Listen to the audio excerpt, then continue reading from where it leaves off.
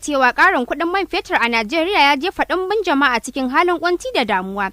Inda a jihar Kano wasu ke kwana ba tare da sun samu abincin da za su kai bakinsu ba. Ƙaryewar darajar naira ya yi matuƙar tasiri a rayuwar al'umma, inda da yawa sukan bayyana mana halin matsi da ƙunci da yunwar da suka samu kansu a ciki, inda hakan yake barazana ga rayuwarsu.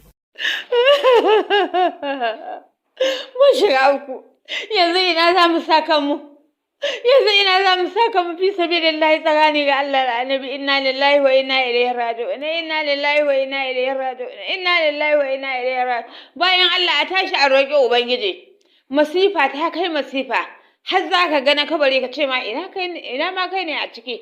Dan Allah, dan Annabi, dan Muhammadu Rasulullahi sallallahu alaihi wasallam a taimaka mana.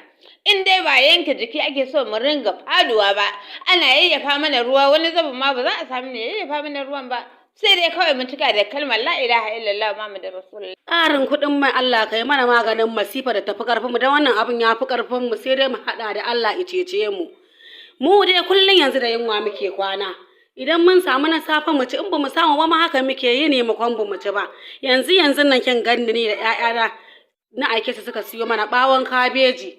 Shi muke dafa da kuli-kuli mu ci, wani fannin ma ba kuli-kulin, wani fannin in jijjiga su yi bacci saboda kar su dame ni. Yanzu shugabanninmu ba za su duba mana halin da muke ciki, talaka ina cikin masifa da bala'i ba. Ƙarin kuɗin mai, wani irin ƙarin kuɗin mai? Mun shiga uku mu dai. Wannan wace irin rayuwa ce? Wancan da aka ƙara ma ana cikin wahala, cin abinci ma ya gagar ɗan adam. Da ana ci biyu, yanzu ci ɗaya ake yi. Ga makociya ta nan saboda yunwa ta kwana bata ci ba, ta kuma kwana bata ci ba, ta ci dusa awara, ta mutu. Yanzu yau sadaka uku. To wani irin rayuwa za a sa talaka a ciki? Gaskiya wannan ba a yi adalci ba. Wannan halin matsi da tsadar rayuwa da aka shiga a sanadiyar tsadar man fetur ta haifar da hawar farashi a bangarori daban-daban, ciki har da sufuri, inda masu ababen hawa ke kokawa da cewa muddin raɗe-raɗin da ake yi na sake ƙara farashin man fetur, to tabbas al'amura da dama za su ƙara rincaɓewa. Ciniki fa babu ciniki, kawai dai ana lallaba ne dan gaba ɗaya Najeriya ma mai an rage shan mai. Su ma masu analysis sun zaka ji suna faɗa. To mu ma nan haka kasuwar take. Kawai sai dai a yi maleji, inda kana sai da mota 3 ko 4 a wata, to yanzu a watan ma ko rabin mota ba za ka sayar ba. Karamin lissafi to in ka sauke za ta iya maka wata 3 ta karewa, wanda kuma a da tana karewa kafin nan. Ai ta dade te kwana 10, ta jima te kwana 10, amma yanzu karamin abu sai tafi wata 2 ma bata kare ba.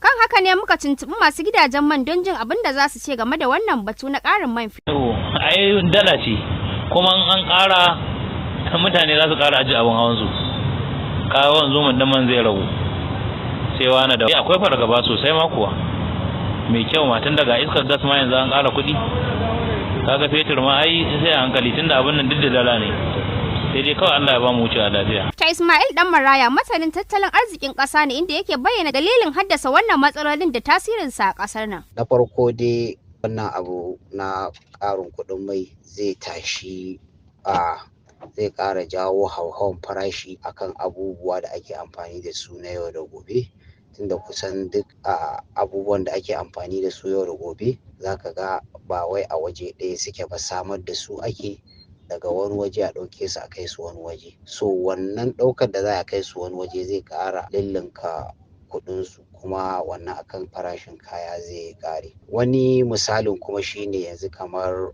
masu ababen hawa na haya, zaka ga cewar mai ya linka kusan so 3, amma ko akan kansu in sun yi ƙoƙari shine in sun dage kaga sun linka farashi na abin hawansu so 2, ba su iya kaiwa kusa da 3 nan. So wannan abin da yake nunawa shine zaka ga cewar kuɗaɗen da suke samu a dalilin wannan sana'ar ya ragu sosai.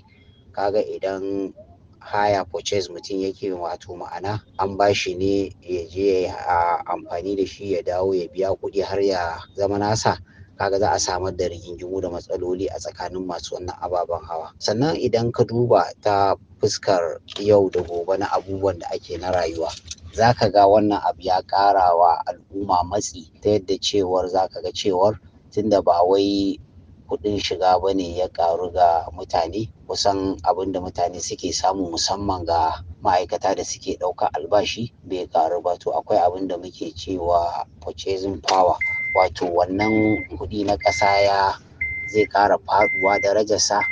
Abin da kake siya da naira 10 yanzu sai ka yi da gaske naira 15 ko naira 20 ko 30 ma ko sama da haka zai iya siya ma. To kaga wannan duk in ka harhaɗa su gaba ɗaya zaka ga babban abin da zai ƙara shine zai ƙaro talauci a cikin al'umma, kuma in talauci yayi yawa kaga daga nan za a fara maganar cututtuka, tunda za a iya samar da malnutrition, wato mutane ba za su iya cin abinci mai kyau akalla sau 3 a rana ba. Kuma duka wannan idan ka haɗa su gaba ɗaya shine zai ƙara ta'azzara matsalolin da muke ciki na rashin tsaro. Fatan ma'anan shine gwamnati ta duba koken al'umma tare da farfaɗo da tattalin iyakokin ƙasa tare da ba da damar shigowa da abinci domin samun sauƙin talaka. Salma Usman Lawan, na Hausa TV.